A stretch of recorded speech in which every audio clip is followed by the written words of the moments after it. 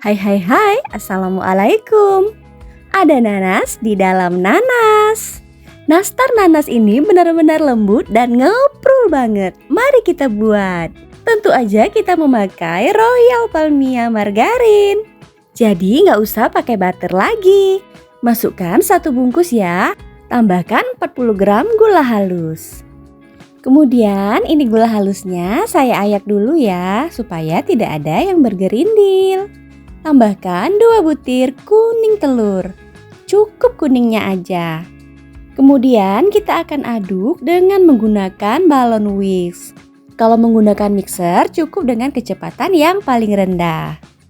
Kita aduk sampai semua bahannya tercampur rata, teksturnya menjadi lembut dan berwarna sedikit pucat. Kira-kira kita membutuhkan waktu 2-3 menit aja. Kira-kira teksturnya akan menjadi seperti ini. Selanjutnya tambahkan 25 gram tepung maizena dan 1 bungkus susu denko bubuk atau 26 gram. Kemudian aduk cukup dengan menggunakan spatula aja sampai tercampur rata. Lanjut tambahkan 270 gram tepung terigu protein rendah.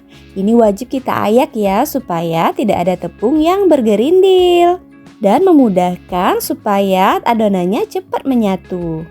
Pertama kita akan aduk dengan menggunakan spatula dulu sampai tercampur seperti ini. Selanjutnya kita akan uleni dengan menggunakan tangan. Tapi pelan-pelan aja, jangan terlalu ditekan.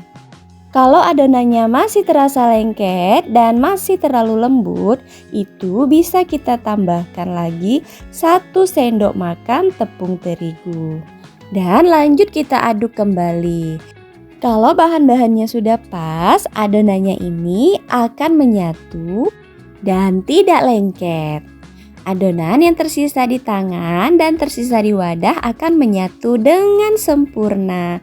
Kira-kira teksturnya akan menjadi seperti ini. Ini dia adonannya sudah siap untuk kita bentuk. Saya sudah menyiapkan selai nanas yang sudah dibulatkan. Selanjutnya kita akan bentuk adonannya. Kita akan isi dengan selai nanas seperti ini. Kita akan bentuk dengan tangan agak panjang seperti ini ya. Kemudian kita akan bentuk dengan menggunakan cetakan nanas. Ditekan-tekan seperti ini. Selanjutnya kita keluarkan dan udah jadi bentuk nanas yang cantik banget. Supaya bentuk dan beratnya sama, ini kita takar untuk adonannya 7,5 gram dan adonan isian nanasnya sebanyak 2,5 gram. Kalau mau lebih berasa nanasnya boleh ditambah ya. Pokoknya terserah sama teman-teman aja. Cetakan nanas ini benar-benar unik ya. Jadi seperti nanas di dalam nanas. Ini dia adonannya udah siap kita panggang. Pertama kita akan panggang dengan suhu 140 derajat selama 25 menit. Kemudian kalau sudah 25 menit kita akan keluarkan dan kita akan oles dengan olesan kuning telur.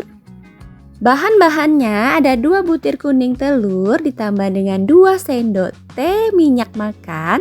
Kemudian kita akan tambahkan dengan pewarna kuning telur secukupnya. Aduk sampai rata. Pisahkan 2 sendok teh kuning telur untuk kita campurkan dengan pewarna hijau dan kemudian kita aduk rata. Oke, masuk ke dalam tahap pengolesan. Pertama-tama kita akan mengoles badan nanasnya dulu ya. Lakukan sampai semua badan nanasnya teroles semua. Tahap mengoles nastar ini benar-benar menyenangkan ya. Jadi seperti kita melukis gitu loh. Kalau nastarnya gerak-gerak, boleh juga kita ambil nastarnya dan kemudian kita akan oles badannya seperti ini. Selanjutnya kita akan oles bagian daunnya dengan kuning telur yang sudah kita beri warna pewarna hijau tadi ya. Kalau gini udah kelihatan kan bentuk nanasnya. Udah kelihatan bentuk nanas yang cantik-cantik. Lakukan pada semuanya sampai selesai. Kemudian ini ada juga nanas yang baru selesai kita cetak. Pada loyang yang ini kita akan oles dalam keadaan adonan yang masih mentah. Kita akan lihat ya bagaimana perbedaannya. Kalau dalam urusan mengolesnya, nastar yang masih mentah ini lebih mudah ya karena dia tidak gerak-gerak. Untuk daunnya juga sama ya, warnai atau oles dengan kuning telur yang berwarna hijau. Oke, ini dia nastarnya udah siap kita panggang. Kita akan panggang dengan yang tadi juga ya. Yang sudah setengah matang tadi kita letakkan di rak atas dan yang belum matang kita akan letakkan di rak paling bawah. Kita akan panggang dengan api atas bawah 140 derajat selama 20 menit. Ini dia nastar yang pertama udah matang. Cantik banget kan? Dan nastar yang ini tadi kita lanjut panggang lagi selama 25 menit dengan suhu yang sama. Dan ini dia nastarnya udah matang dan cantik banget. Dari segi olesannya sama-sama cantik dan sama-sama glowing ya.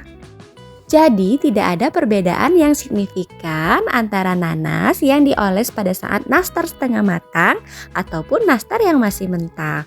Sama-sama oke dan sama-sama cantik ya. Hasilnya semuanya bagus. Ini dia nastar yang udah dingin, kelihatan kan cantik banget.